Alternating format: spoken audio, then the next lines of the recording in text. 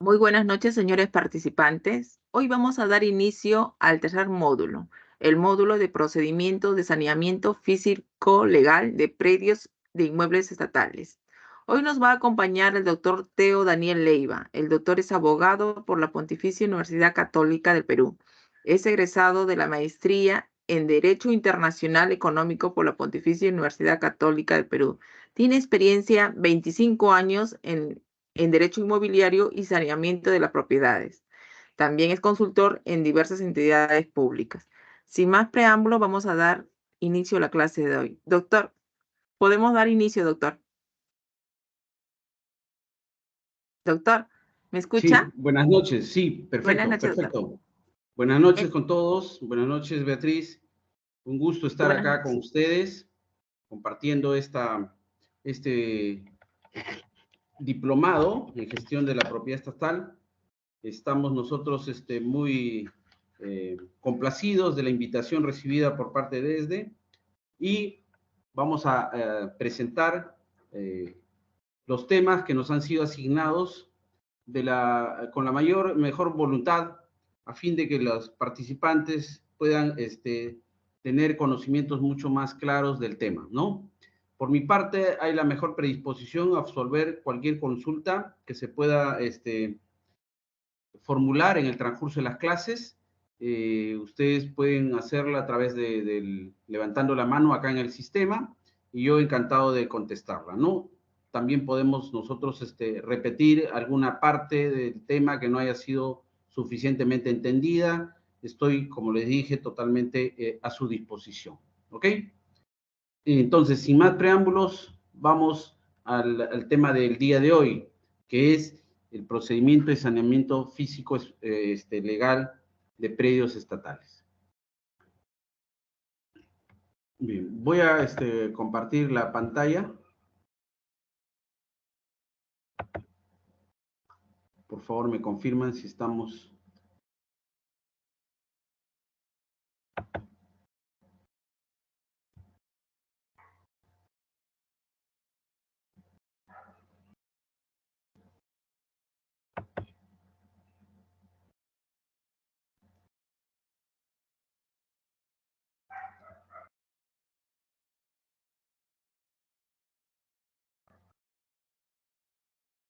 Un minuto, por favor.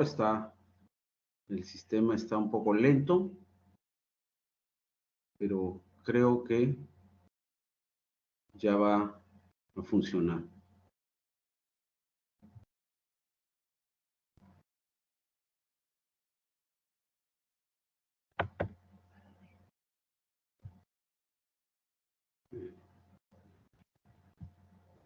En la flecha, doctor, de donde dice comparte al lado del micrófono es donde Sí, puede compartir.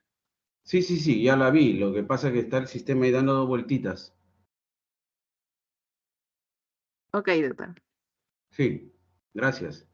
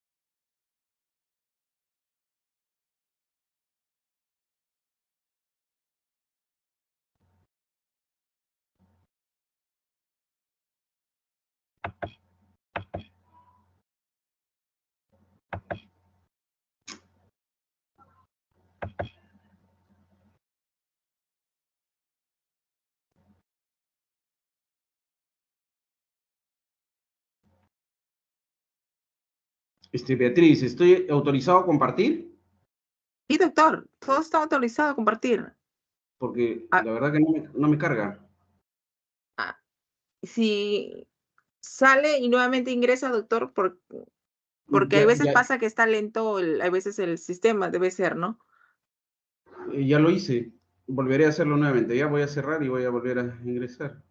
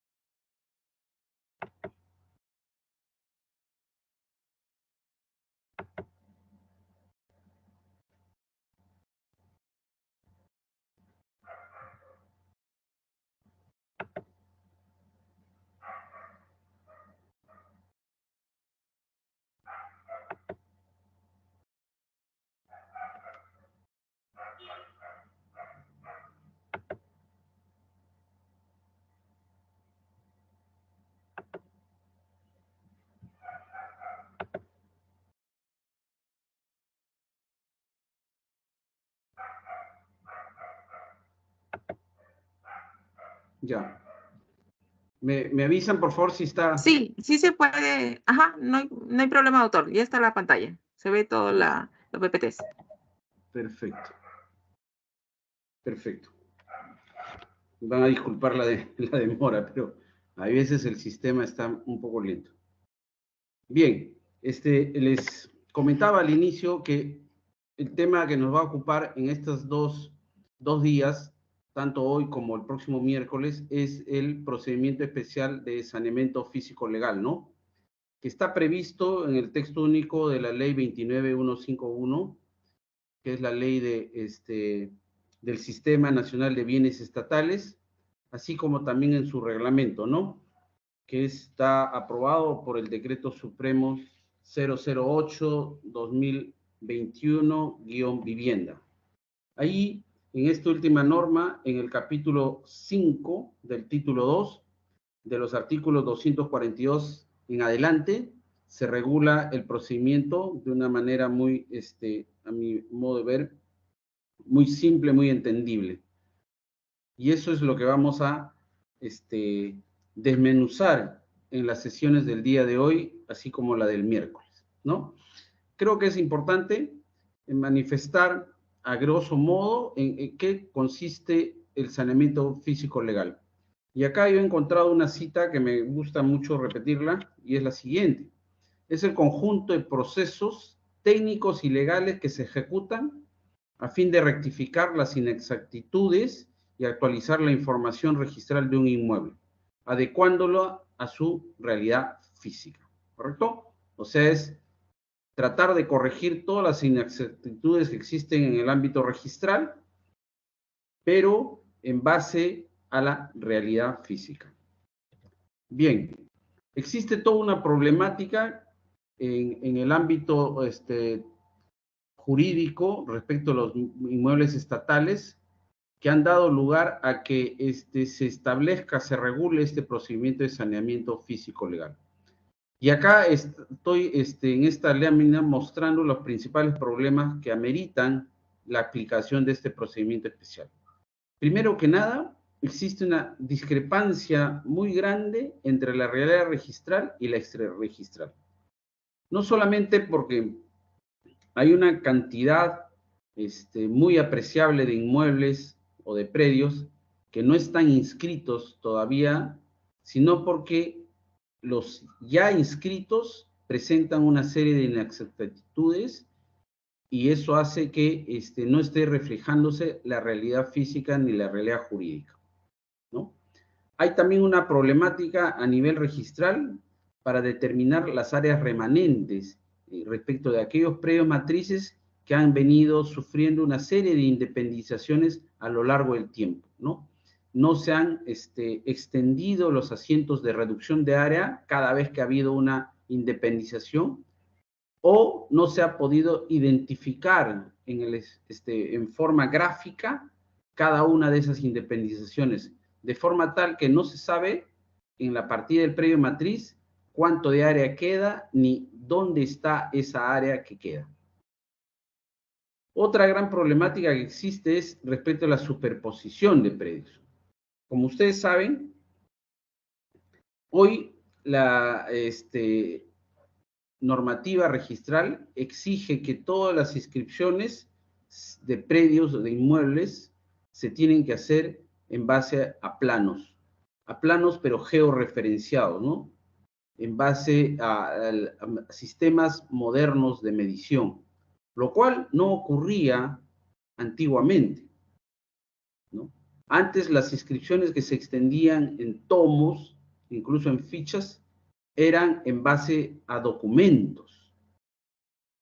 Luego de un tiempo ya se estableció la obligación de adjuntar planos, pero esos planos no estaban debidamente georreferenciados, no estaban en datums que tengan una validez técnica, científica, de forma tal que esos planos que han sido incorporados a la base gráfica no están debidamente ubicados en el espacio. Y entonces eso hace que se genere duplicidad de inscripciones, de partidas, duplicidad de partidas, ¿no?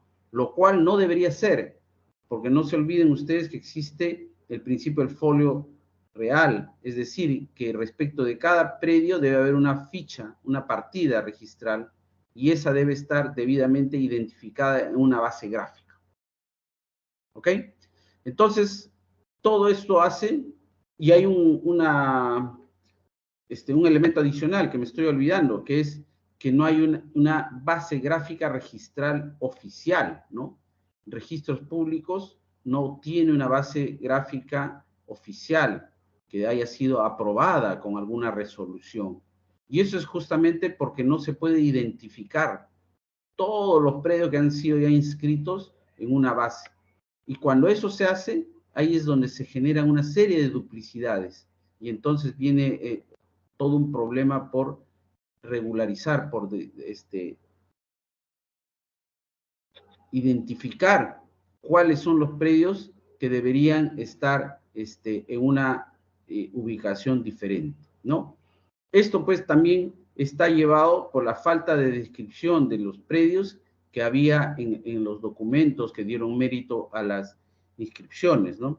Antiguamente, la descripción de los predios, y eso lo podemos ver en las inscripciones que hay en los tomos, estaban referidos a elementos geográficos que ya hoy día no existen. Por ejemplo, en un predio se decía colinda con el camino que va de aquí a Barrios Altos, ¿no?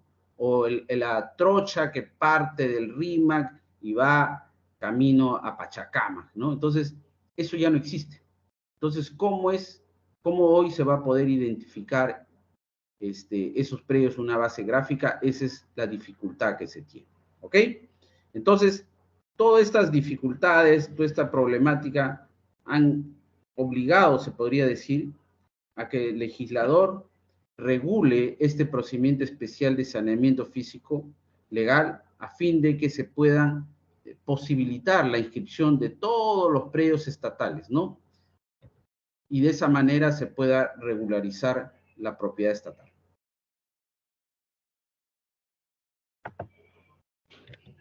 Bien, miren, acá les muestro un ejemplo de cómo estamos, cómo está la base gráfica registral acá en Lima. Ya no hablemos de provincias, ¿no? Esto está acá al sur de Lima, en el distrito de San Bartolo. Y ahí vemos que hay 4 duplicidades registrales, ¿no? Primero, si ustedes pueden ver en la parte superior, con una línea verde, está la comunidad campesina de Cucuya. Está inscrita en una partida registral, la 11069102. Y más abajo tenemos otra partida que es del Ministerio de Guerra, que está en la parte inferior y ahí está delimitada con color azul. Adicionalmente tenemos también la comunidad campesina de Chilca, que está identificada de color magenta. Y finalmente, al centro de color rojo, identificada de color rojo, está la lotización San Bartolo. ¿Vio? Entonces vieron que acá en Lima hay esta duplicidad doble, no sé si llamarle cuatriplicidad, ¿no? Respecto de partidas matrices que son de gran magnitud. Y eso genera que haya toda una problemática para las inscripciones en este tipo de, o en estos lugares, en estos ámbitos geográficos. Bien, ya les había explicado que este procedimiento especial de saneamiento físico legal tiene como marco legal el texto único ordenado de la ley 29151, que es la Ley General del Sistema Nacional de Bienes Estatales, ¿no? El texto único fue aprobado en el año 2019 mediante el Decreto Supremo 019-2019 Vivienda. Téngase presente que la ley fue del año 2027 y su reglamento ha sido recientemente publicado un nuevo reglamento en el año 2021 con el Decreto Supremo 007. Pero adicionalmente tenemos el Decreto Legislativo 1439, que es el decreto que crea el Sistema Nacional de Abastecimiento. Y es a partir de ese decreto que se ha hecho una distinción de los predios estatales, ¿no? De los bienes estatales, entre predios y inmuebles, conforme lo vamos a ver más adelante. También está el reglamento de este decreto legislativo 1439, que es el decreto supremo 217-2019-EF. Y finalmente tenemos una ley especial de saneamiento, pero que está referida única y exclusivamente al sector educación. Es la ley 31318 y su reglamento que fue aprobado mediante el decreto supremo 011-2022-Minedo. ¿Ok? Entonces, este es el marco legal que lo vamos a ir viendo en cada parte de la exposición. Creo que es importante tener claro esta distinción de los predios estatales, de los bienes estatales, perdón, que se ha creado a raíz de la promulgación del decreto legislativo 1439 que crea el Sistema Nacional de Abastecimiento, ¿no? Pero antes debemos tener claro qué comprenden los bienes estatales. Y acá debemos de explicar que están incluyéndose dos tipos de bienes. Los que son propiamente del Estado, ¿no? Entre los cuales hay de dos tipos, aquellos administrados por la SBN y por los gobiernos regionales con funciones transferidas, que son justamente los que forman parte del Sistema Nacional de Bienes Estatales. Y de otro lado están los bienes del Estado, de propiedad del Estado, pero que son administrados por la Dirección General de Abastecimiento del MEF, que son los que forman parte del Sistema Nacional de Abastecimiento. Y por otro lado, dentro de los bienes estatales están los bienes de propiedad de las demás entidades del Sistema Nacional de Bienes Estatales, ¿no? Son todas las entidades que ahora las vamos a identificar, y estos bienes son bienes propios o también bienes bajo su administración, quiere decir bajo su posesión. Los bienes estatales, a su vez, debemos indicar que son de dos tipos, los de dominio público y los de dominio privado. Los de dominio público son aquellos destinados al uso público, como las playas, las plazas, los caminos, pero también aquellos que prestan un servicio público, y ahí encontramos a todas las sedes institucionales, los colegios, los hospitales, los estadios, aeropuertos, reservados a la defensa, etcétera, ¿no? Y finalmente, el reglamento de la ley 29151 establece un tercer tipo de bienes de dominio público, que son aquellos asignados por ley especial en función de su naturaleza. ¿Ok? Entonces, los bienes de dominio público son comprendidos en esta clasificación de tres tipos. Y de otro lado están los bienes de dominio privado, que son todos aquellos demás, ¿no?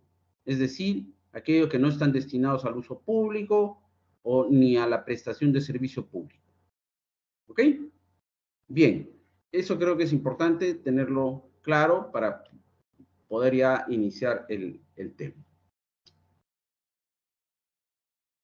Les decía que el decreto legislativo 1439, que crea el Sistema Nacional de Abastecimiento, modificó el artículo 3 de la ley 29151, ¿no? Y ahí se estableció que los bienes estatales que son regulados por el Sistema Nacional de Bienes Estatales solamente van a estar circunscritos a los predios, como los terrenos, las áreas de playa, islas, ¿no? Y otros de dominio privado y dominio público que tienen como titular el Estado o cualquier entidad pública, ¿no? Independientemente del nivel del gobierno al que pertenezca. ¿Ok? Y entonces, acá tenemos la definición del predio estatal, que está en el numeral 8 del artículo 3.3 del reglamento de la ley.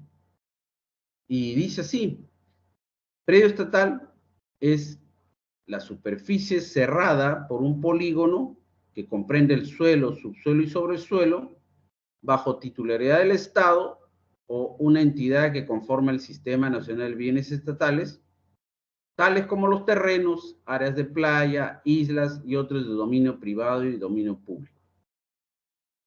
Incluye los terrenos estatales con edificaciones construidas por particulares que no forman parte del Sistema Nacional de Abastecimiento. Es decir, que no se encuentran bajo administración de alguna entidad estatal, independientemente del título jurídico en virtud del cual lo ejerce. Ni tampoco están destinados al cumplimiento de sus fines, tales como sedes institucionales, archivos, almacenes, depósitos, oficinas, entre otros. Y entonces, acá tenemos ya la definición de los bienes inmuebles, aquellos que están bajo el ámbito del Sistema Nacional de Abastecimiento. Y esta es una definición que está en el numeral 1 del artículo 4 del reglamento del Sistema Nacional de Abastecimiento, el Decreto Supremo 217-2019-EF. Acá se establece expresamente lo siguiente: bienes inmuebles son aquellas edificaciones bajo administración de las entidades, independientemente del título jurídico en virtud del cual ejercen, incluyendo los terrenos sobre los cuales han sido construidos, destinados al cumplimiento de sus fines, tales como sedes institucionales, archivos, almacenes, depósitos, entre otros. Bien. El artículo 26 de este reglamento agrega que, en el caso que las entidades obtengan terrenos producto de un acto emitido en el marco del Sistema Nacional de Bienes Estatales, estos se mantienen bajo dicho ámbito hasta que se produzca la recepción de la obra, momento en el cual el bien inmueble se incorpora al ámbito del Sistema Nacional de Abastecimiento. ¿Qué quiere decir esto? Que un terreno que no tiene ninguna edificación, como acabamos de ver, forma parte del Sistema Nacional de Bienes Estatales, o sea, en el ámbito de la SBM. Pero en tanto sobre ese terreno se haga una edificación posterior, ese terreno que ya dejó de ser un simple terreno y que ya es, digamos, un terreno con edificación, se convierte en un inmueble con la recepción de la obra correspondiente. Momento en el cual deja de pertenecer al sistema de bienes estatales y pasa al Sistema Nacional de Abastecimiento. ¿Ok? Entonces, un poco para clarificar las cosas y hacerlas más simples, debemos decir que predios son los que están en el ámbito del Sistema Nacional de Bienes Estatales, o sea, bajo la SBN.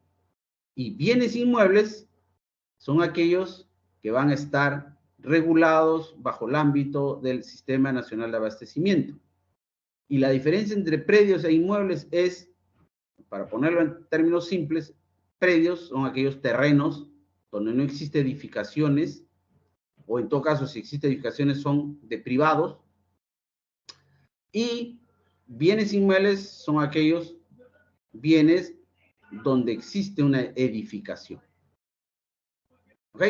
Hay particularidades propias, pero creo que para nosotros, para lo que nos interesa para este curso, creo que es básico tener esa diferenciación y tenerla siempre clara, porque eso va a significar saber qué normativa aplicar y sobre todo el trámite ante qué entidad seguirla.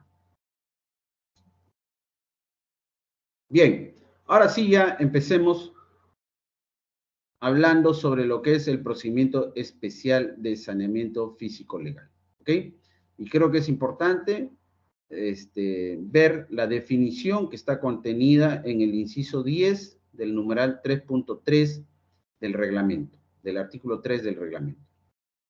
Dice así: el saneamiento comprende todas las acciones destinadas a lograr que se inscriba en el registro de predios la situación real y los derechos reales que ejercen el Estado y las entidades sobre los predios e inmuebles estatales, el cual se efectúa a través de los mecanismos ordinarios de inscripción o mediante el procedimiento especial de saneamiento físico legal regulado en el texto único de la ley 29151 y su reglamento.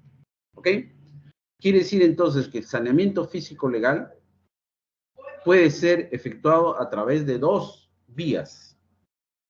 Una, que son los mecanismos ordinarios de inscripción, que están establecidos en toda la normatividad aplicable, ¿no? Procedimiento regular, el procedimiento ordinario.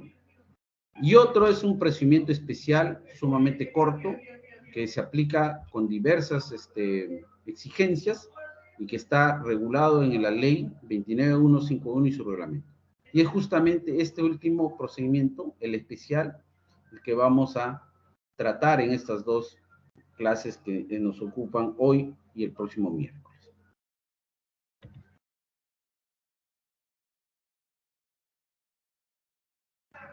Antes de empezar a explicar el procedimiento aplicable, es muy importante tener algunas consideraciones o presupuestos previos, ¿no? Lo primero que nada es que la aplicación de este procedimiento especial ya dejó de ser una facultad, una potestad de las entidades y ahora se ha convertido en una obligación de las entidades. En la última modificación que hubo de la ley 29151 con el decreto legislativo 1358, se estableció esa obligación que hoy está prevista en el artículo 18, el numeral 18.1 del texto único ordenado. Ahí claramente se establece que es una obligación de las entidades realizar todos los actos de saneamiento físico legal a efectos de que esté regularizada la propiedad del Estado o de ellas mismas. Asimismo, se establece que este procedimiento debe ser aplicado de oficio y de forma progresiva, ¿no? Esto debido a que los recursos presupuestales no alcanzan. La segunda,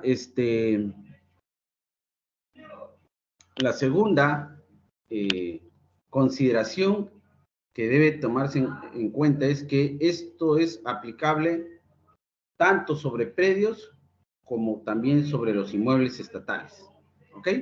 O sea, los predios son aquellos regulados, lo hemos dicho, por el Sistema Nacional de Bienes Estatales, que son los terrenos, en su gran mayoría, y los inmuebles estatales son regulados por el Sistema Nacional de Abastecimiento, que son aquellos que ya tienen una edificación. Tercer supuesto, presupuesto o consideración. No procede sobre propiedad privada, y esto está acorde a lo anteriormente dicho, ¿no? Que solo aplica sobre predios o inmuebles estatales. Estamos indicando que el predio inmueble estatal es no solo del Estado, de propiedad del Estado, sino de propiedad de las entidades, ¿no? Entonces, este procedimiento especial no aplica sobre inmuebles estatales, perdón, privados.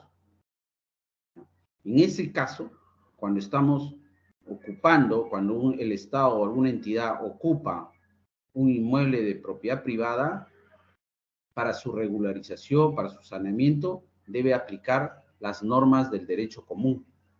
Y esto está así expresamente establecido en el artículo 23, numeral 23.4 del texto único ordenado de la ley. ¿Ok? Es muy importante lo que les acabo de mencionar. Cuarto presupuesto o consideración. Tiene que ser el bien de propiedad o en posesión de la entidad. ¿Ok? Y esto está regulado en el artículo 242, numeral 242.1 del reglamento de la ley. Quinto presupuesto o consideración.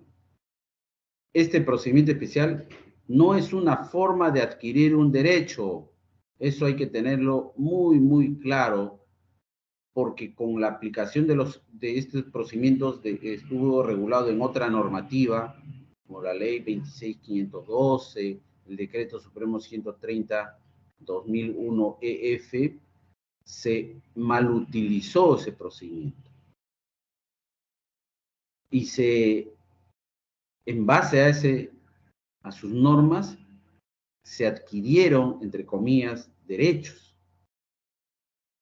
El procedimiento especial aplica solo sobre predios que ya son de propiedad del Estado o de alguna entidad pública. Es para regularizar un derecho conforme está en el sexto presupuesto. Para regularizar un derecho o una situación física. No es para adquirir propiedad. No es para adquirir ningún otro derecho real. Sino que ese derecho ya tiene que ser preexistente. En favor del Estado o en favor de una entidad. ¿Ok? Muy importante esto.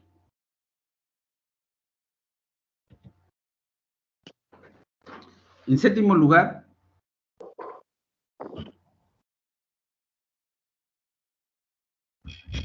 debemos indicar que el predio o el inmueble sobre el cual se pretende aplicar el procedimiento especial de saneamiento no debe estar comprendido en un proceso judicial o arbitral que cuestione la propiedad o posesión del mismo, ¿no?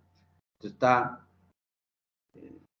estipulado en el artículo 23.1 del texto único ordenado de la ley. Aunque ahí se indica que solamente se exige que esté cuestionada la propiedad, pero creo que es importante, y esto ya está establecido por jurisprudencia, que también el cuestionamiento debería ser a la posesión. Basta que exista un proceso judicial en que se cuestione la posesión de ese predio, que debería evitar que se inicie el procedimiento especial. Por ejemplo, esto sí está establecido en la ley 31318, que es la que regula el procedimiento de saneamiento sobre predios del sector educación, en cuyo reglamento se precisa con claridad, con esa precisión, que también impide el inicio del procedimiento cuando hay un cuestionamiento en la vía judicial o arbitral a la posesión del predio o del inmueble. Una octava consideración es que no procede la aplicación de este procedimiento sobre predios o inmuebles regulados por leyes especiales. Este está en el artículo 2.3 del reglamento. Y acá hay toda una interpretación que se ha venido haciendo por parte de la SBN y la Dirección General de Abastecimiento, pero principalmente por la SBN, a través del órgano revisor de la SBN, la ORPE, que es el órgano que dirime, que resuelve las oposiciones que se presentan en la aplicación de este procedimiento. Y ahí hay abundante jurisprudencia que señala que, por ejemplo, no cabe aplicar este procedimiento de saneamiento en caso de predios que forman parte de un proceso de formalización a cargo de las municipalidades provinciales o de COFOPRE. Porque se interpreta de que el proceso de formalización de la propiedad es un proceso regulado por ley especial y por tanto se tiene que seguir bajo esas normas y no aplica el procedimiento de saneamiento físico legal. Hay discrepancias, obviamente, sobre esa posición, pero la situación es esa la que acabo de mencionar. Una novena consideración es que las entidades que ya efectuaron el saneamiento al amparo de normas anteriores, como la Ley 26512 o el Decreto Supremo 130-2001-EF, pueden volver a aplicar este procedimiento de saneamiento. O sea, el hecho que hayan efectuado un saneamiento anterior no impide que puedan volver a hacer. no solamente respecto de nuevos actos, sino también para corregir actos ya anteriormente efectuados. Por ejemplo, esto es muy común cuando se ha hecho un saneamiento en base a una georreferenciación que no fue exacta, que no fue con métodos modernos de medición, o que en todo caso se basó en una base gráfica errada, equivocada del registro. Y hoy, con métodos modernos de medición, se determina que los bienes están mal georreferenciados o no se muestra con exactitud su área, sus colindancias, ¿no? Entonces, las entidades pueden volver a aplicar este procedimiento de saneamiento, no obstante que ya anteriormente lo hicieron. Y esto está establecido en la segunda disposición complementaria y final del reglamento. Y finalmente, la última consideración a tomar en cuenta es que cabe la aplicación supletoria de normas y principios del derecho administrativo, derecho común y otras normativas que pudieran ser aplicables, ¿no? Todo lo que no está regulado tanto en el tubo de la ley 29151 como en su reglamento, cualquier vacío, etcétera, puede ser suplido con otras normas del derecho administrativo, el derecho común, derechos reales, especialmente derecho registral, notarial, y cualquier otra que resulte aplicable, ¿no? Y esto está previsto en la sexta disposición complementaria y final del reglamento. Bien, justamente a propósito de de que este procedimiento especial no aplica sobre predios o inmuebles regulados por leyes especiales, acá les muestro una resolución de este órgano de revisión de la propiedad estatal, la ORPE, que forma parte de la SBN, ¿no? Es una resolución emitida en este año, incluso en este mes, 9 de junio del 2003, ¿no? El procedimiento de saneamiento estuvo iniciado por el Ministerio de Educación respecto de un predio que fue parte de un proceso de formalización efectuado por COFOPRI. Al ser notificado COFOPRI, formuló oposición, por tanto el expediente se elevó al ORPE para que resuelva, y la ORPE resolvió en base a su jurisprudencia, pronunciándose sobre la improcedencia de este procedimiento, de la aplicación de este procedimiento, ¿no? Estableciendo claramente que el proceso debe ser, el aplicable debe ser el proceso regulado en la ley especial de COFOPRI. Bien, ¿cuáles son las entidades que están obligadas a realizar el saneamiento físico legal? Son aquellas que conforman el Sistema Nacional de Bienes Estatales y son aquellas que están listadas en el artículo 8 del texto único de la ley. Rápidamente las vamos a mencionar. En primer orden está el Gobierno Nacional, incluyendo al Poder Ejecutivo, los ministerios, organismos públicos descentralizados, poderes legislativo y judicial. También están los gobiernos regionales, los gobiernos locales, organismos públicos autónomos establecidos por la Constitución y cualquier otra ley, las demás entidades, organismos, proyectos y programas del Estado, cuyas actividades se realizan en virtud de potestades administrativas. Y finalmente, las empresas estatales de derecho público. Entonces, todas estas entidades se encuentran obligadas a efectuar el saneamiento físico legal de sus predios.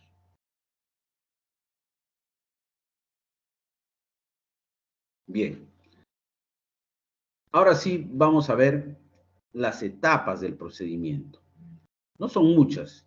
Quiero adelantarles que este es un procedimiento sumamente corto, sumamente fácil de aplicar. No es muy complicado.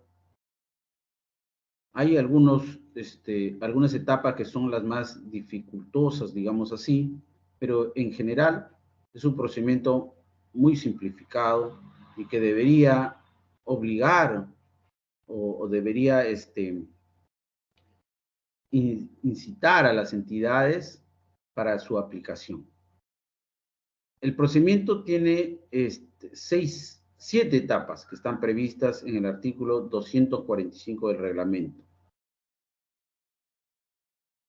La primera es el diagnóstico técnico legal, la segunda es elaboración de los documentos, la tercera es la notificación, cuarto es la anotación preventiva en registros públicos del acto que se pretende sanear, 5 es una etapa de oposición que no siempre se da, no siempre hay oposiciones, es más, en la gran mayoría de casos no se presenta ninguna oposición, sin embargo se pone como etapa, ¿no?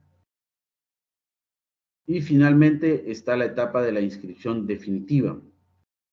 Hay una 7ª etapa que es la actualización del SINAVIP, ¿no?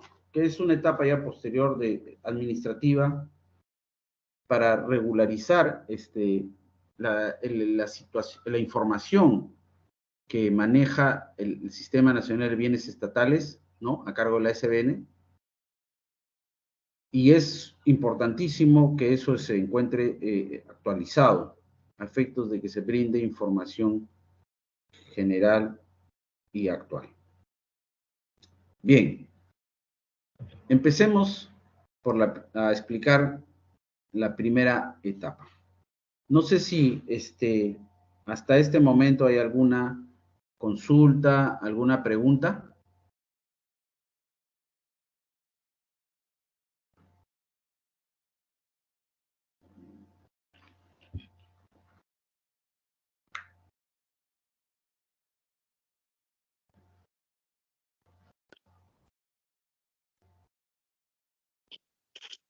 Bien, creo que no hay todavía por el momento ninguna consulta.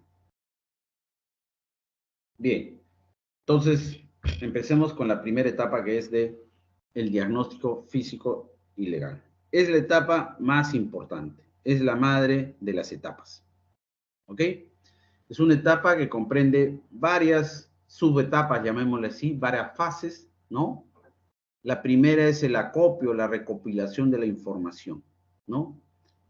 Esto es, digamos, la etapa más árida, la que toma más tiempo, porque es difícil, es complicado obtener información de otras entidades.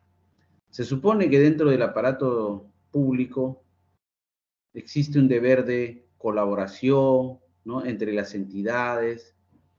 Existe también esto de brindar en forma transparente la información, pero eso no siempre se logra y entonces ahí tenemos dificultades. Las entidades tienen serias dificultades para conseguir la información, ¿no?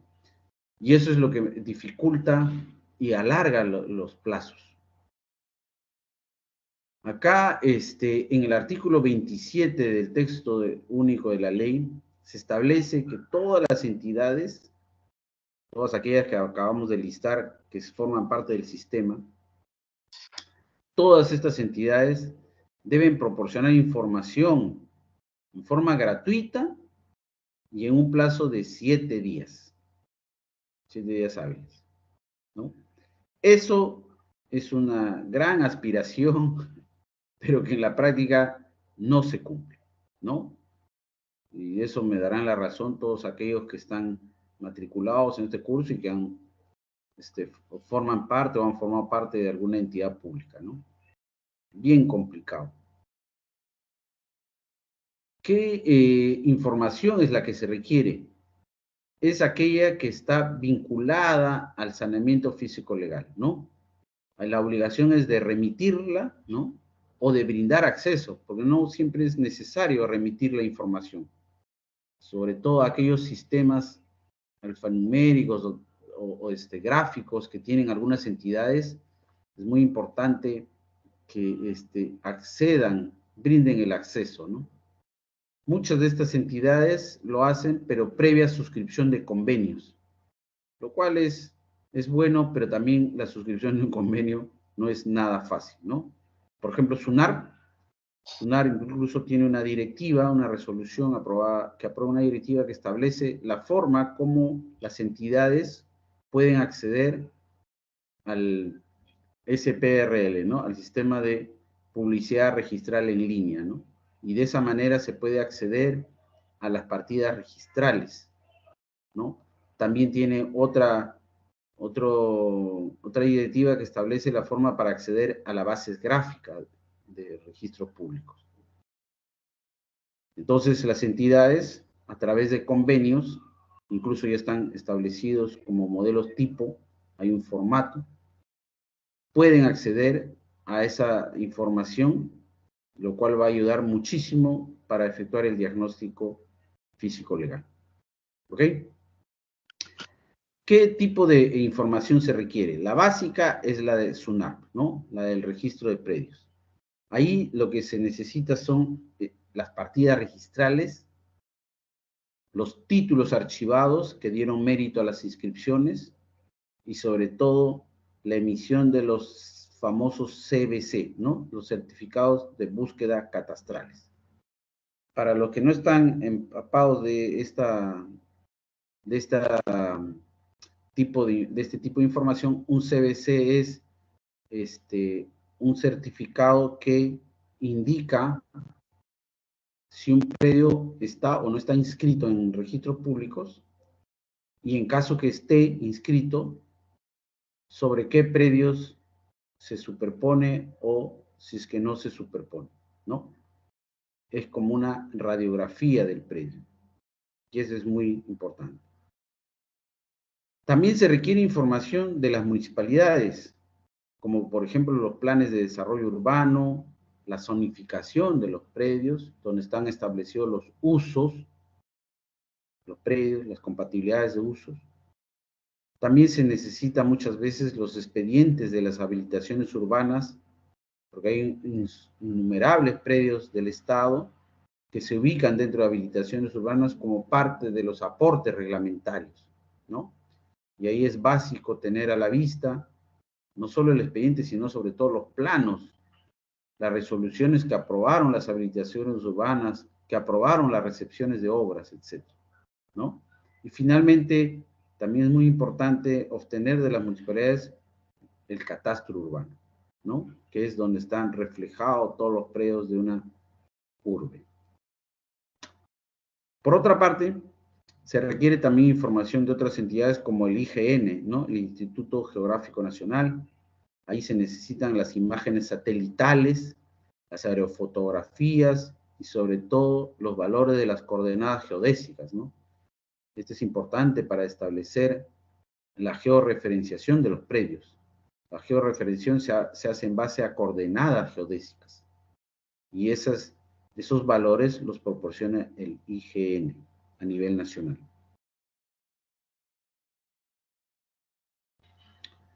También se necesita información de COFOPE, cuando los predios que necesitamos sanear se ubican en áreas o ámbitos formalizados por COFOPE, ¿no?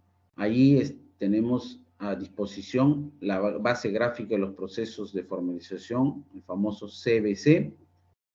También tenemos el estado de la titulación de los lotes a través de otra herramienta informática, el Geoliacta, ¿no? Eso es muy importante. También se necesita información de los gobiernos regionales. Actualmente, a partir del año 2008, los gobiernos regionales son los entes competentes sobre la formalización de los predios rurales. Y entonces ellos proporcionan información del saneamiento de esos predios rurales, de las comunidades campesinas, comunidades nativas.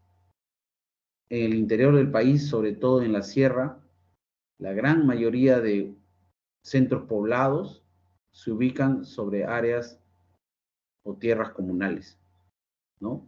Entonces es importante tener la información de esas comunidades para saber si un inmueble del Estado o de una entidad se superpone o se ubica dentro de un terreno de comunidad.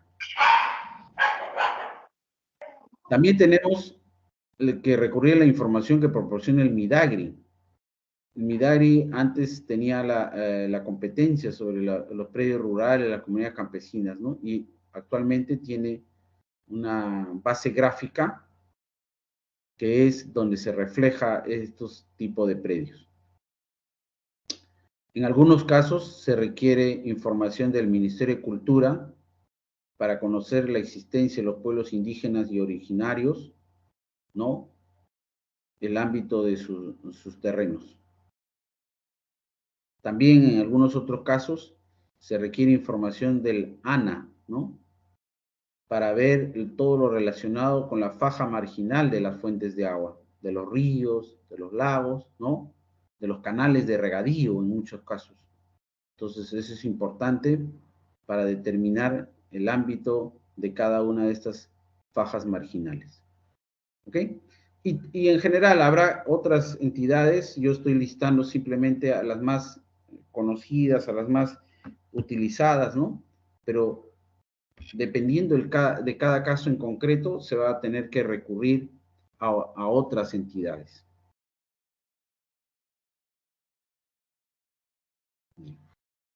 Quiero detenerme un minuto para hablar del certificado de búsqueda catastral, ¿no? Les mencionaba, súper importante en la información que obra en la base gráfica de registros, ¿no? Primero que nada, porque tiene un carácter vinculante en el aspecto técnico, ¿no? En el artículo 248 del reglamento se establece claramente que el certificado de búsqueda catastral que se ha emitido a solicitud de una entidad resulta vinculante para el proceso de saneamiento que se va a ejecutar. Es decir, que cuando se presente la solicitud para la anotación preventiva, SUNAR no puede manifestar una situación diferente a la que mostró en el certificado de búsqueda ya emitido, ¿no? No podría decir que, por ejemplo, si dijo que el predio se superpone a la partida XXX, cuando se presente para la anotación preventiva, SUNAR no puede decir que además de que se superpone en la partida XXX, también se superpone en la partida III,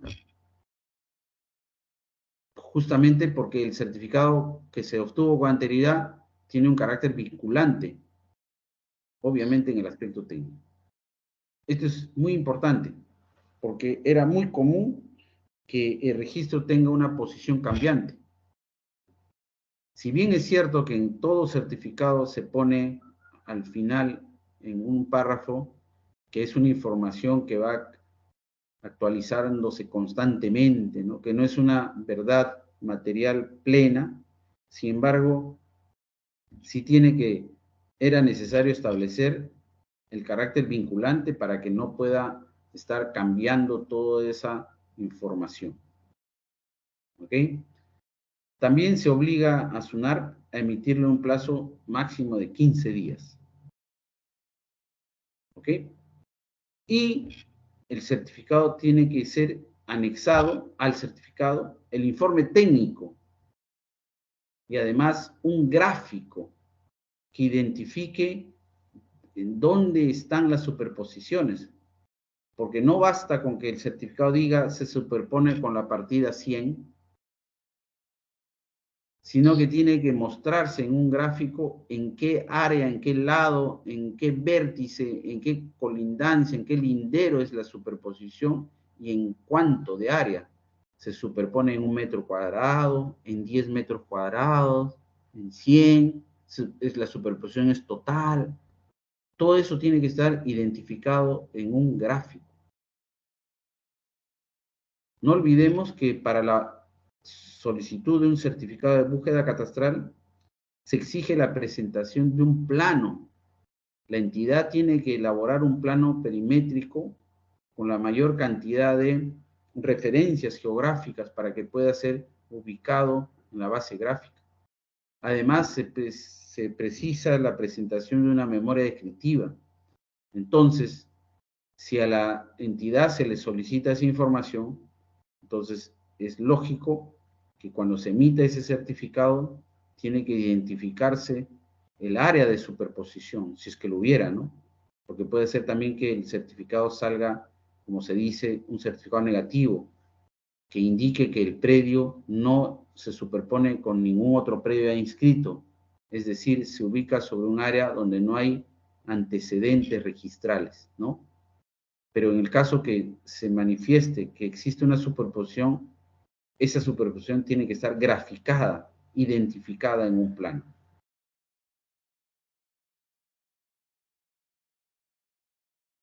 Bien, luego que se ha hecho un acopio de información, que no es fácil, que toma su tiempo, que demora, luego de eso hay que hacer un análisis. La entidad, a través de sus técnicos, de sus abogados, tiene que hacer un análisis de esa información. Tiene que contrastarla, confrontarla, porque la información no siempre es concordante una con otra. Hay siempre incoherencias, contradicciones, y entonces tiene que hacerse un análisis global, tanto de la parte técnica como de la parte legal. Es un elemento muy importante en esta etapa tener a la vista, o sea, elaborar un plano de levantamiento topográfico. Este plano es el que va a identificar tres cosas. Uno, el área. Pero antes que el área, la ubicación del predio. Ubicación en coordenadas con el datum oficial, que en este momento es el WG84. Coordenadas que están debidamente georreferenciadas en base a los valores que ha proporcionado el IGN.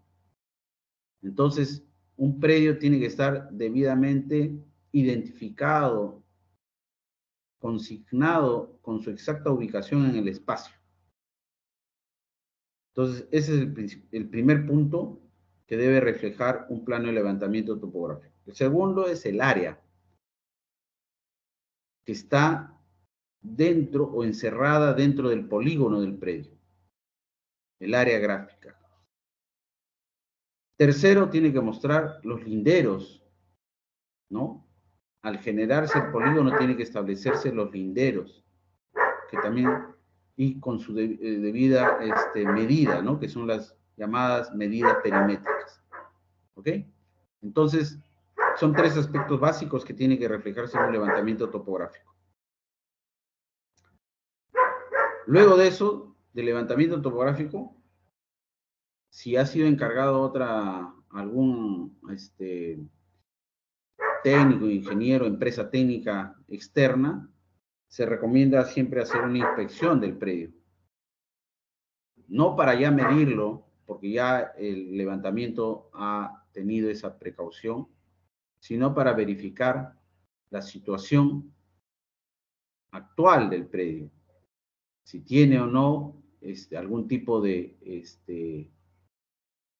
riesgo, por ejemplo, está en una quebrada, ¿no?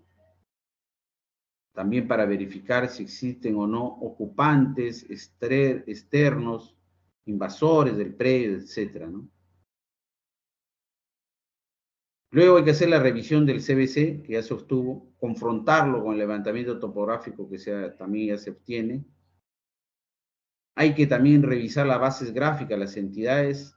Se había hablado de COFOPRE, que tiene el CBC, el GeoLiacta, en el caso del Midagri, el SECAR, etcétera. Todas esas bases gráficas generan información que es necesario analizarla y contabilizarla. Y finalmente, eso va a permitir tener una idea clara de lo que es la situación física del predio. En el ámbito legal, se tiene que revisar las partidas registrales y los títulos archivados que dieron mérito. La revisión de las partidas es importantísimo, porque va a identificarse todos los derechos que están inscritos sobre un predio. Y no solamente los derechos, sino también las cargas los gravámenes que pudieran existir. Aparte que también ahí se va a definir o ahí se va a mostrar las áreas registrales, que lo más probable es que no coincidan con las áreas que se han obtenido del levantamiento topográfico. También hay que hacer una revisión de los expedientes administrativos, por ejemplo, expedientes de habilitación urbana, cuando el predio se encuentra dentro de una habilitación urbana. O revisar un expediente judicial. Muchas veces hay predios que han sido obtenidos, el dominio de los predios por parte del Estado o alguna entidad ha sido obtenida a través de un proceso judicial de expropiación o un proceso de prescripción adquisitiva. Entonces hay que revisar. También es necesario revisar los procesos judiciales para determinar si hay o no un proceso judicial que versa, que tiene implicancias, que afecta un predio. Porque si fuera así, el proceso de saneamiento tiene que suspenderse. No puede efectuarse un proceso de saneamiento mientras exista un proceso judicial que verse sobre la propiedad o la posesión de la entidad sobre el predio, ¿no? Entonces, hay que hacer un análisis, una revisión de toda la documentación, de toda la información que se hizo acopio, para que de esa manera se pueda elaborar un informe técnico y legal que identifique la situación tanto legal como física actual del bien, ¿no? Y también se genere el respectivo plano de diagnóstico. Y eso es lo que acá estamos mostrando en esta lámina. Y el artículo 246 del reglamento lo exige. Hay que elaborar un informe técnico y legal que contenga todo ese análisis de la información que se ha obtenido, por una parte. Segundo, que se determine la estrategia de saneamiento físico legal que se va a aplicar. En algunos casos, bastará hacer un acto de saneamiento, por ejemplo, una rectificación de área, una inscripción de dominio, una independización, no sé, un solo acto. Pero habrá casos en que se requiere varios actos. Por ejemplo, inscribir el dominio, pero a la vez rectificar, porque el título en virtud del cual se adquirió el dominio no tiene las medidas exactas. Inclusive también se puede hacer esto en fases. Por ejemplo, yo inscribo dominio, etcétera, independizo, y en una fase posterior acumulo, efectúo la acumulación de ambos predios, ¿no? A fin de consolidar en uno solo, ¿no? Entonces, esa estrategia de saneamiento físico legal tiene que estar ahí expresamente señalada en el informe, en el cual también se tiene que identificar los actos de saneamiento que se van a realizar, ¿no?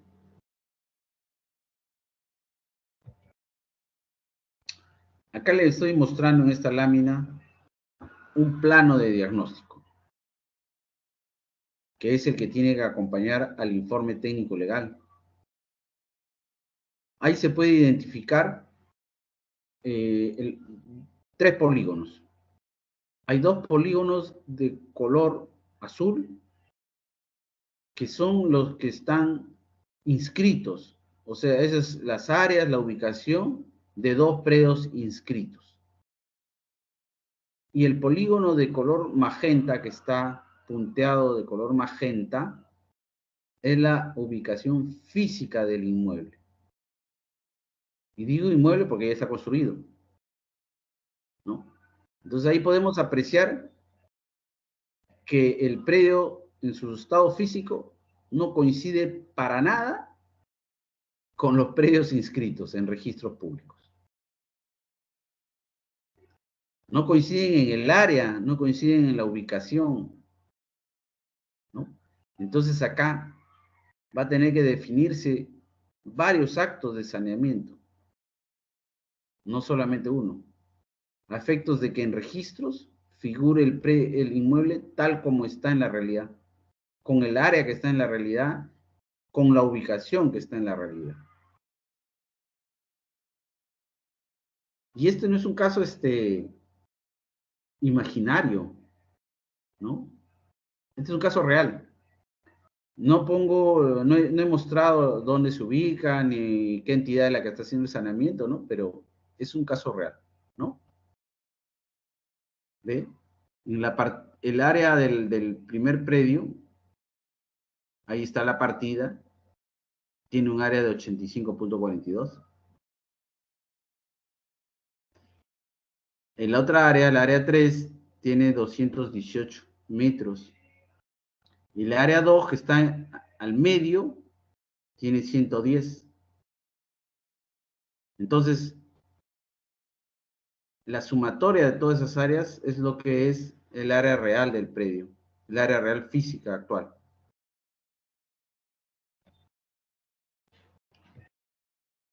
Acá tengo otro ejemplo, más complicado aún. Acá existen dos predios que están en partidas registrales diferentes. Hay una que está de color celeste en la parte superior, donde dice familia Yengle,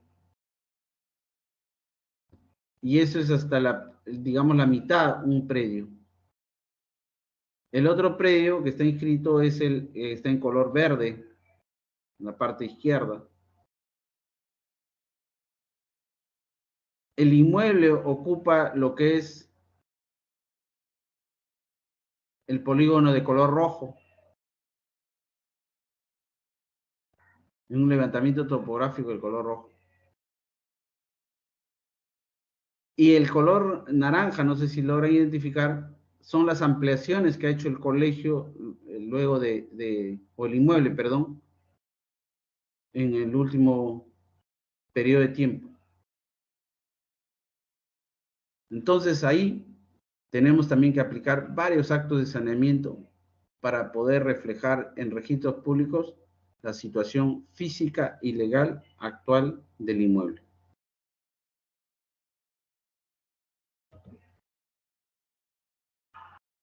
Otro caso de plano de diagnóstico, donde hay duplicidades, ¿eh? Acá este predio que está de amarillo en la parte central, que está en el tomo 58, etcétera, se superpone con el otro predio que está de rojo. Esto es justamente un análisis que se ha hecho luego de haberse obtenido el certificado de búsqueda catastral, el levantamiento topográfico.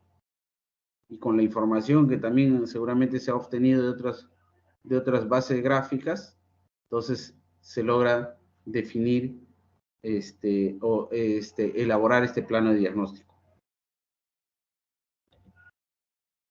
Bien, entonces la primera etapa concluye con un informe técnico legal y con un plano diagnóstico,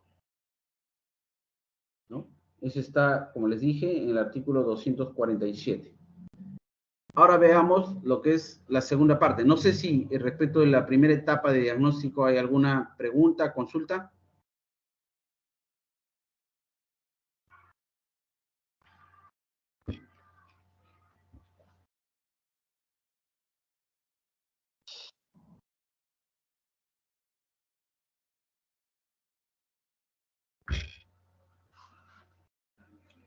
Nada.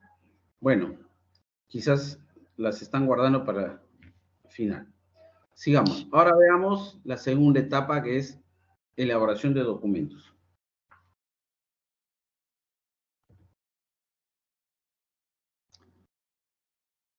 En documentos debemos entender aquellos que van a ser necesarios para presentar a registros públicos para su inscripción, ¿no? Para la anotación preventiva y posterior conversión en definitivo. Y estos están detallados en el artículo 249 del reglamento. y son tres. El primero, la declaración jurada, que es la más importante. En la declaración jurada, que debe estar suscrita por el funcionario competente de cada entidad, no por cualquier funcionario, ¿eh? Sino tiene que ser por el funcionario competente de cada entidad, se debe indicar varios aspectos. El primero es que se debe indicar si la entidad cuenta con un derecho de propiedad o solamente cuenta con una posesión. En el caso que cuente con un derecho de propiedad, debe indicar el título de adquisición. Si fue una compraventa, una donación, una permuta, una expropiación, una prescripción adquisitiva, en general, cualquier título que haya sido materia de su adquisición. Pero además, debe indicar el documento, ¿no? Si fue una compra, la escritura pública, o quizás un contrato privado con firmas legalizadas. La norma lo que exige es un documento de fecha cierta, ¿no? Y ya sabemos que los documentos de fecha cierta son aquellos que están indicados por el artículo 245 del Código Procesal Civil, ¿no? También puede ser el título de adquisición una norma legal. Puede ser que una entidad adquirió un predio, un inmueble, mediante una ley,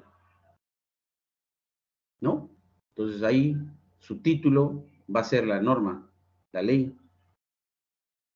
Indicará seguramente el número de la ley, la fecha, no sé.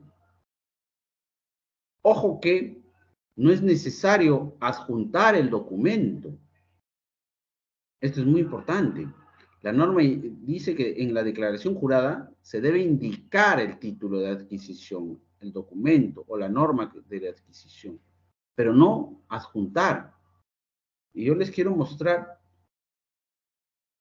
un precedente de aplicación obligatoria que ha sido aprobado ahora en mayo de este año, ¿no? Con la resolución 104-2023 SUNAR/PT.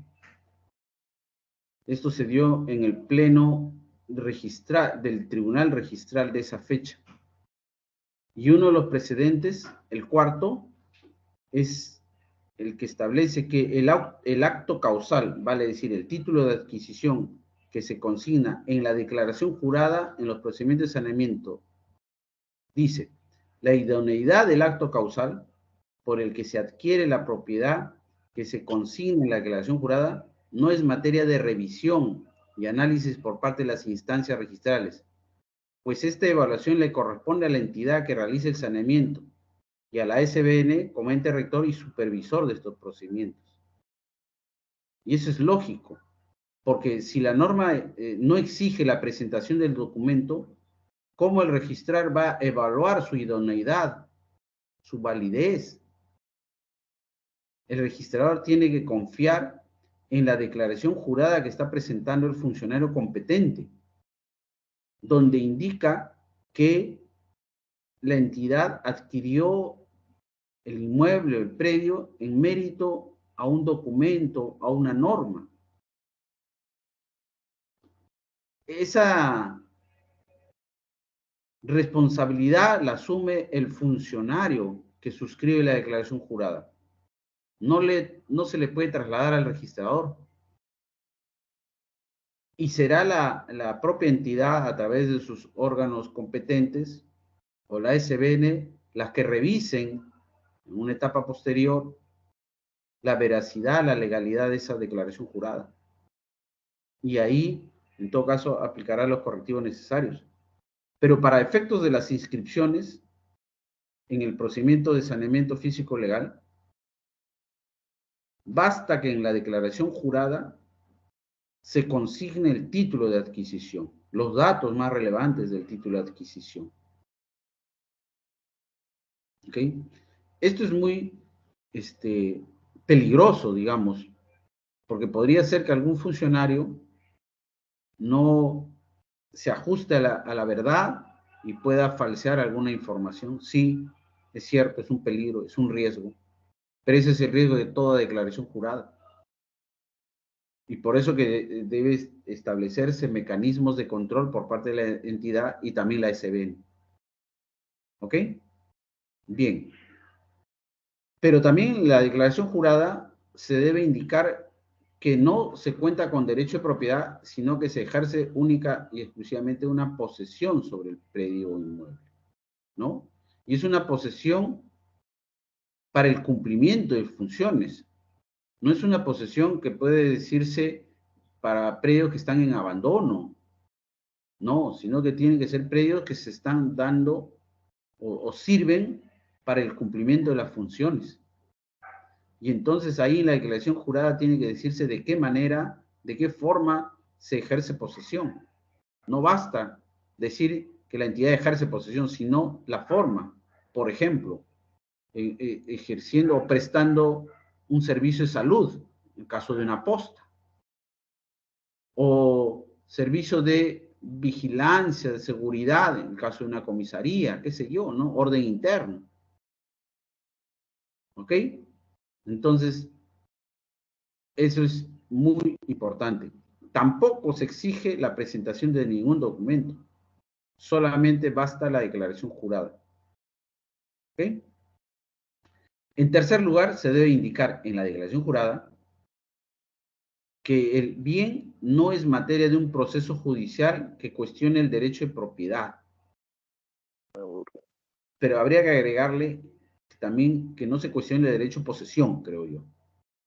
La norma, el artículo 249 solo habla de derecho de propiedad, el cuestionamiento al derecho de propiedad. Creo que se quedó corto. Para curarnos en salud debería ser o entenderse que también el proceso judicial que cuestione el derecho de posesión también impide el saneamiento físico legal. Y en cuarto lugar, la declaración jurada debe indicar que se cumplió con la notificación personal o la publicación según corresponda. ¿A quién?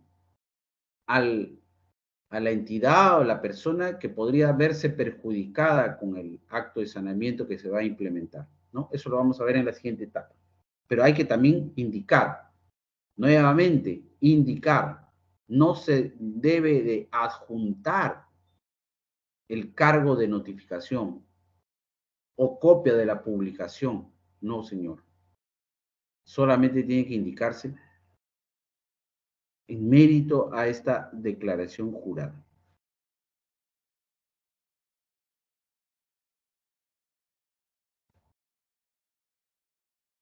Acá tengo una resolución del Tribunal Registral de este año, de mayo de este año, ¿no? En donde se indica que las instancias registrales no pueden cuestionar la veracidad de la declaración jurada suscrita por el funcionario de la entidad que promueve el procedimiento de saneamiento físico legal, ¿no? O sea, la declaración jurada vale por sí misma, no puede cuestionarse su veracidad sobre ningún aspecto. Acá el cuestionamiento que había hecho el registrador era sobre la notificación. La entidad consideraba que se debía notificar a Juan Pérez y el registrador le cuestionaba eso. El registrador decía que no era Juan Pérez el que debía ser notificado, sino Pedro López.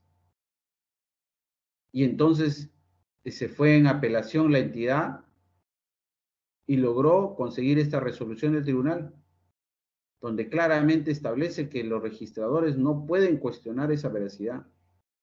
El funcionario competente asume la responsabilidad de indicar a quién se notifica y a quién no.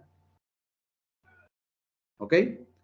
Y eso versa sobre, o vale para los otros 4 aspectos que contiene la declaración jurada. Importante. El otro documento que se tiene que elaborar por parte de las entidades para su presentación a los registros es el plano de ubicación perimétrico, ¿no? O sea, el plano donde conste la ubicación y el perímetro del predio o inmueble. Pero esto solamente va a ser necesario en aquellos actos de saneamiento que implican una modificación de la situación física o una independización de un predio matriz, ¿no?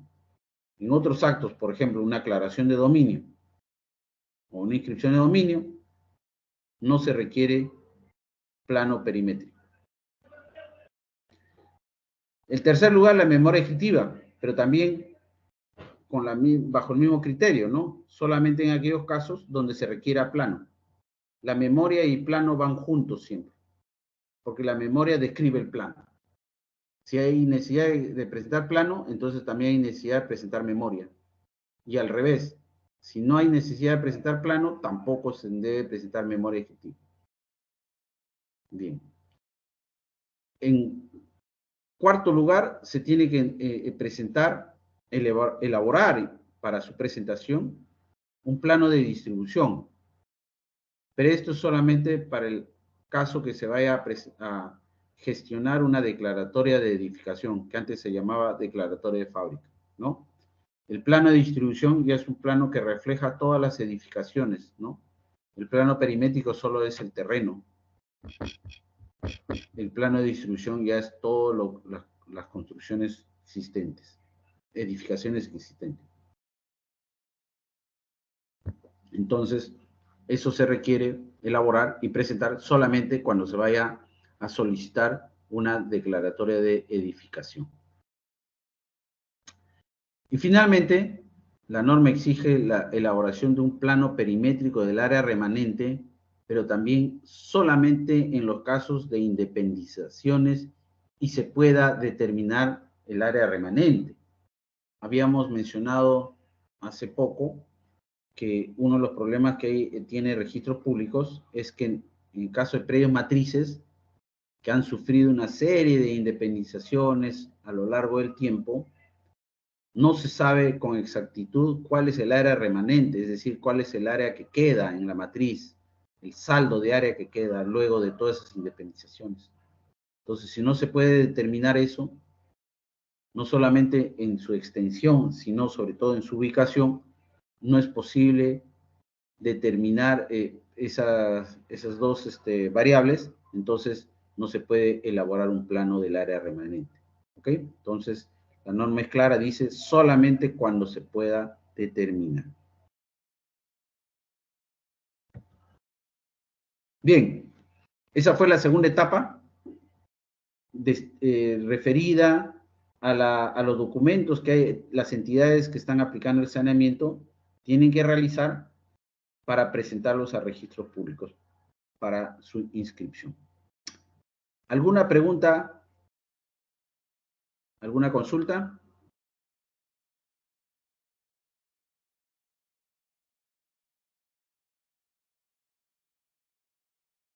Bien, entonces pasemos a la tercera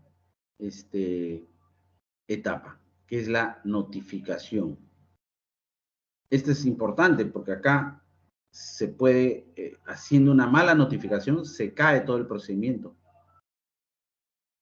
Y justamente este es uno de los candados o digamos las seguridades que tienen que tomar las entidades para que el procedimiento sea considerado un debido procedimiento, para que cumpla con todas las formalidades y para que no se tenga un cuestionamiento posterior sobre su validez. ¿Ok? Y justamente ha sido uno de los grandes problemas que se realizaron en las entidades con el saneamiento que aplicaban con normas anteriores, con el decreto, sobre todo con el decreto supremo 130/2001F, que muchas veces la notificación la hacían en la forma subsidiaria, a través de publicaciones. Entonces decían, yo publiqué, no te enteraste, qué pena. Acá la norma se corrige y se obliga a hacer la notificación mediante dos modalidades. Una, que es la notificación personal, que es la notificación o la modalidad, digamos, en orden de prioridades, la más importante, la que tiene que aplicarse en primer orden. Y otra es la modalidad de la publicación, que viene a ser una modalidad subsidiaria.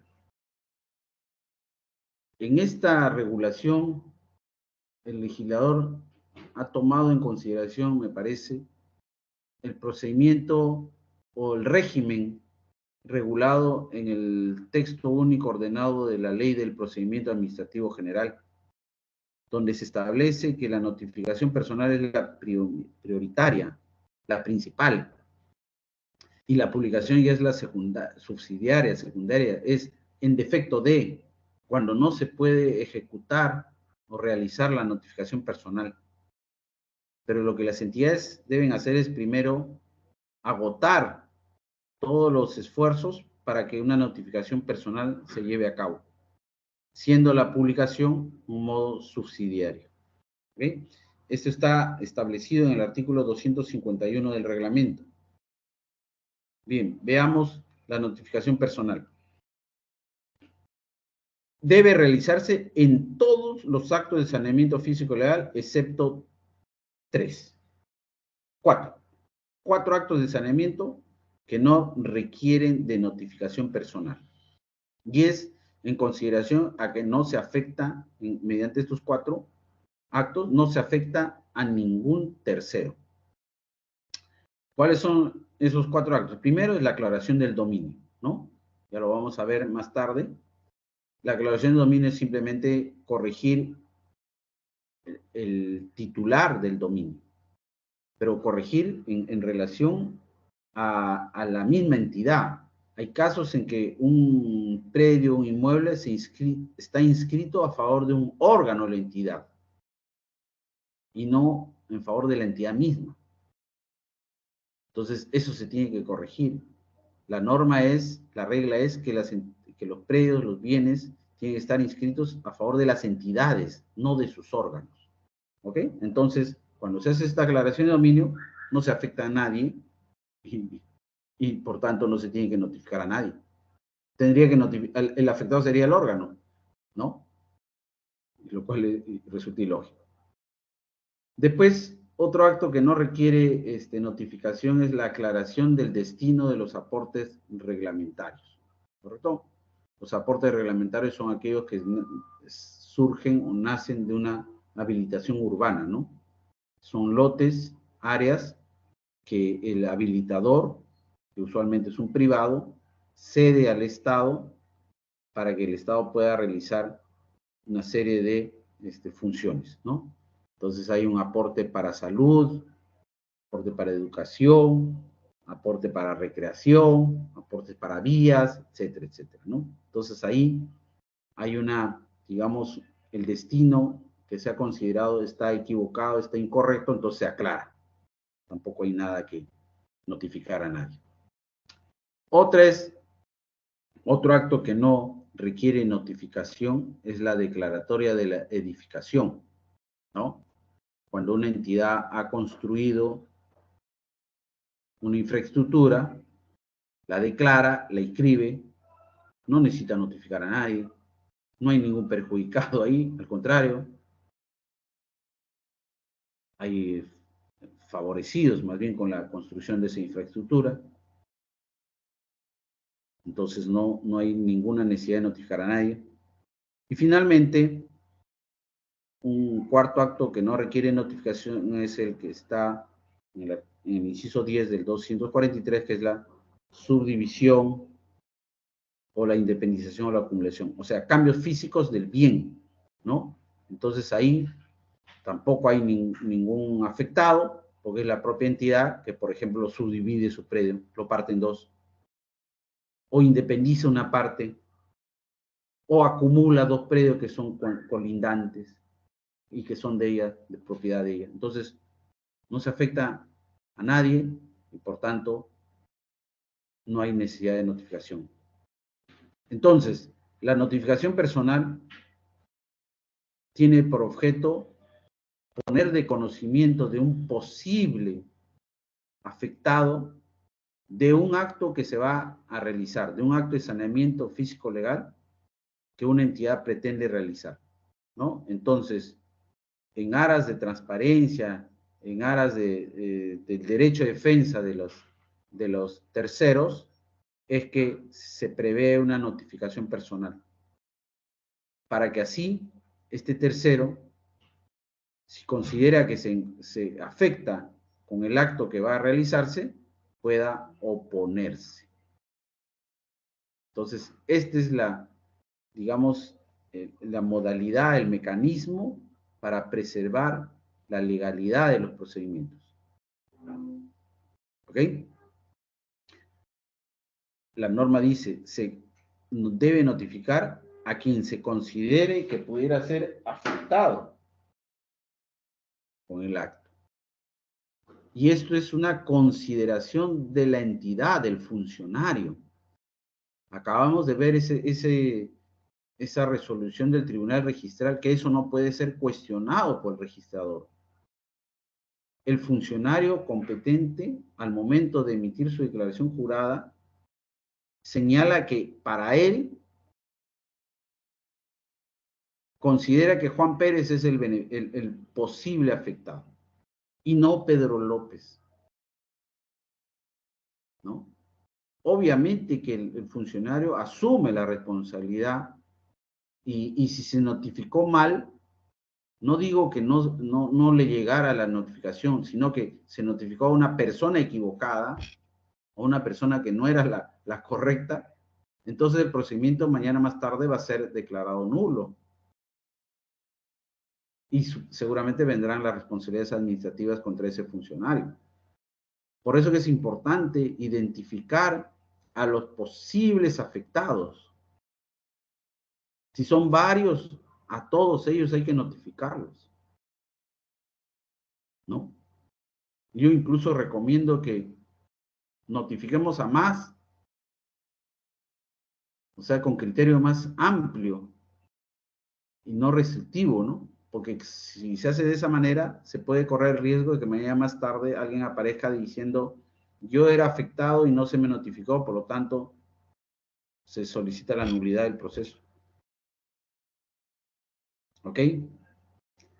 Un tema que es importante tomar muy en cuenta es que se haya identificado. No siempre el afectado puede ser identificado. Por ejemplo, en caso de sucesión.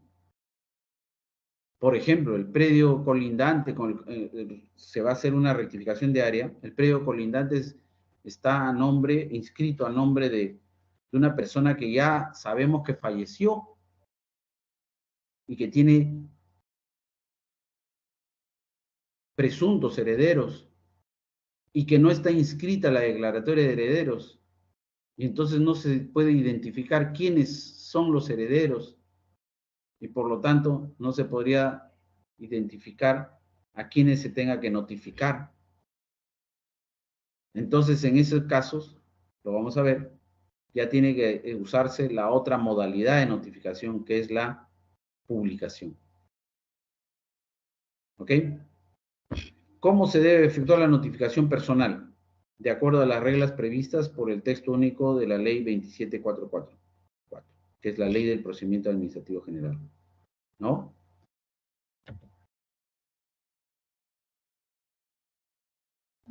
Acá les muestro otra resolución donde se ratifica que la potestad de definir al posible afectado con el saneamiento corresponde a la entidad. ¿Ve? También es una resolución de mayo de este año, la resolución 2194 del Tribunal Registral, ¿no? Donde se establece que es potestad de la entidad definir al posible afectado con el saneamiento. Por lo que si se concluye que nadie pudiera ser afectado con el saneamiento, no es exigible la publicación o el cargo de la notificación. ¿Eh? Eso es también un tema que le corresponde definir a la entidad, si hay o no hay afectados. fuera de los 4 casos que hemos visto, donde no se requiere, donde la misma norma señala que no se requiere notificación, que son la aclaración de dominio, la aclaración del destino de los aportes, la independización, la subdivisión, la declaratoria de fábrica, fuera de esos casos, también hay otros casos en donde no se necesita notificar, porque no hay pues identificado un posible afectado. ¿Cuál es ese caso? Por ejemplo, les señalo uno, la rectificación de área donde la entidad reduzca el área registral. Por ejemplo, en registros públicos, la entidad tiene inscrito un derecho sobre 100 metros, pero luego del levantamiento topográfico, el plano señala que no son 100 los que ocupa, sino son 90, 80. Y entonces ya está fuera de la tolerancia registral. Y entonces habría la necesidad de rectificar a un área menor, de 100 a 80. En ese caso, la pregunta es, ¿quién sería el afectado? ¿A quién se tendría que notificar si hay una reducción de área? No hay pues sería a la misma entidad, porque la que se estaría afectando con esa reducción de área es la propia entidad. Y es ilógico que la misma entidad se notifique a sí misma. Entonces, por eso es que hay, acá con esta resolución, se está reiterando que la potestad de la entidad, que la potestad es de la entidad para definir si existe o no un posible afectado con el acto de saneamiento que se pretende. Les decía que la notificación personal tiene que ser de acuerdo al régimen que está previsto en la Ley del Procedimiento Administrativo General, en los artículos 20 y 21. Tiene que ser dirigida al domicilio del administrado. ¿Pero a cuál? Aquel que conste en el expediente o en otro seguido ante la entidad en el último año. Lo más probable es que cuando se hace un acto de saneamiento no existe pues este tercero que como administrado no ha presentado un expediente, porque la entidad es la que está haciendo de oficio el saneamiento. Y es muy probable que esa misma persona no tenga otro expediente respecto a otro procedimiento del último año ante esa misma entidad. Entonces debemos pasar a la siguiente opción, que es al domicilio que conste en el DNI, ¿no? Acá las entidades, de acuerdo a los convenios que han suscrito, tienen acceso a la base de datos RENIEC y entonces ahí constan los domicilios. Entonces, la entidad cuando quiere notificar al colindante, etcétera, o a alguien que se va a sentir o considerar afectado, tiene que ubicar el domicilio que conste en su DNI. También cabe notificar a la dirección electrónica, al correo electrónico, siempre y cuando haya una autorización expresa. Y eso también es poco probable que haya. Entonces, lo más conveniente es notificar al domicilio que conste en el DNI.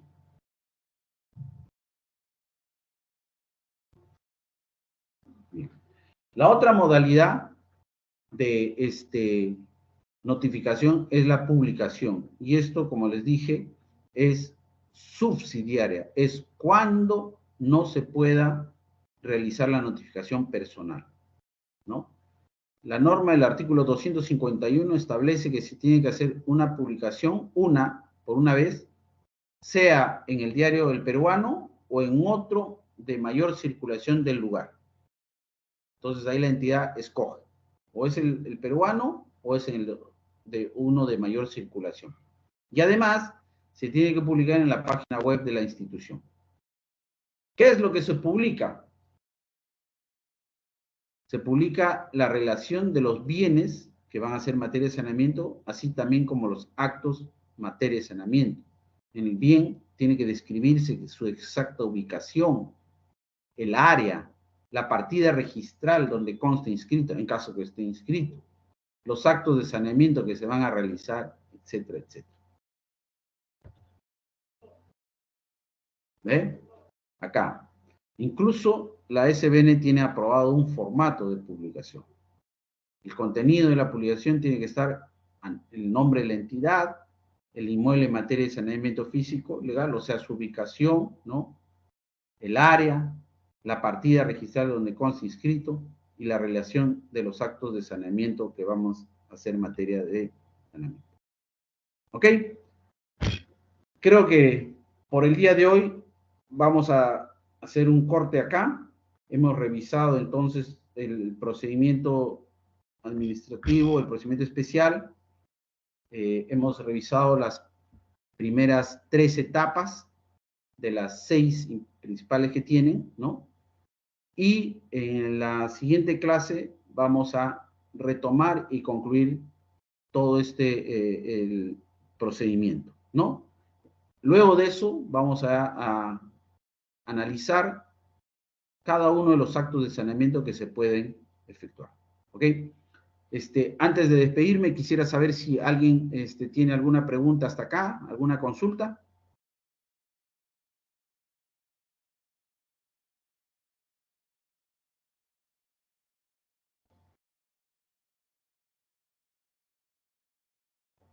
Bien, entonces, si no hay ninguna consulta, etcétera, doy por culminada la sesión del día de hoy. Les agradezco por su atención y nos estamos encontrando el próximo miércoles de 7 a 9 de la noche. Muchísimas gracias. Muchas gracias, doctor.